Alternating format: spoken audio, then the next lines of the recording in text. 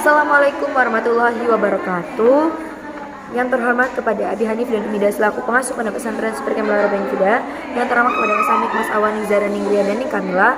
Dan terhormat kepada Caca Mengurus dan kepada guru-guru dan kepada Mr. Adib Munir selaku Kepala Madrasah MTS dan ML Al-Quran Robin Fida. Dan yang terhormat kepada Mbak Rifki sebagai Peta Imajinasi. Dan yang terhormat kepada Arnold dan Sinmas, Mulai Selalu. Dan kepada teman-teman saya cintai dan banggakan. Oke. Perkenalkan, nama saya Kartika Mulia Permatasari. Saya di kelas 11 MA Al-Quran Robin Fida. Di sini saya akan menjelaskan tentang presentasi tentang bab ke-5 tentang Masail al-Fiqh. Pada bab ke-5 ini menjelaskan tentang pernikahan beda agama. Lah, pernikahan antar agama itu juga disebut oleh pernikahan beda agama. Nah, itu adapun yang menunjukkan at-tazakuju bil musyriki. Jadi perkawinan antara orang yang muslim dan orang yang musyrik. Jadi kalau kan banyak pendapat dan salah satu pendapat itu nggak apa-apa laki-laki, tapi dia itu laki-laki yang Islam, dia itu menikahi ahlul kitab, menikahi cewek yang ahlul kitab.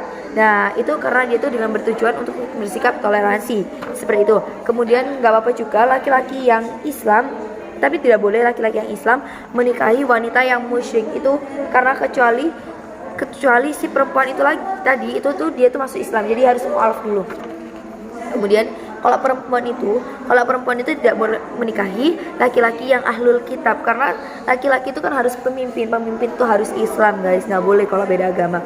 Kemudian perempuan tidak boleh menikahi laki-laki yang musyrik seperti itu. Kemudian ada pula yang kedua itu tentang menikahi wanita yang hamil. Nah jadi wanita yang hamil itu ada dua guys. Dia itu emang hamil apa karena ditinggal suaminya kayak gitu, hamil oleh suami sebelumnya, ataupun hamil karena di luar nikah.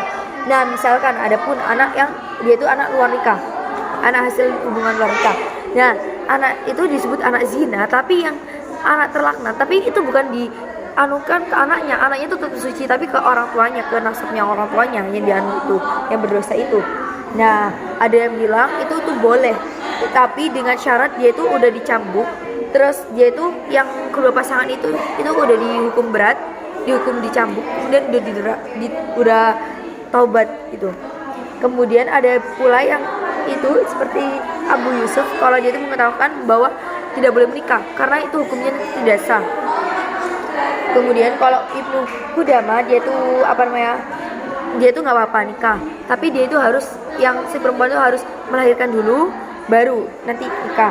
Kemudian dan dia itu udah dihukum derah, baik yang si laki-laki dan si perempuannya. Kemudian bayi itu nanti ada yang berkata pula bayi itu bayi zina, dan ada pula yang mengatakan kalau misalkan dia itu nikah sama wanita yang hasil zina itu nanti ayahnya yang memilikinya itu bukan ayah kandungnya. Jadi nasabnya itu berbeda seperti itu. Oke, sekian dari saya, kalau lebih mohon maaf. Assalamualaikum warahmatullahi wabarakatuh.